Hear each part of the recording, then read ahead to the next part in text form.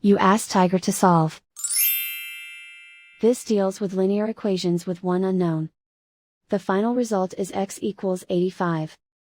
Let's solve it step by step. Group all x terms on the left side of the equation. Subtract 2x from both sides. Group like terms. Simplify the arithmetic. Group like terms. Simplify the arithmetic. Group all constants on the right side of the equation. Subtract 5 from both sides. Simplify the arithmetic.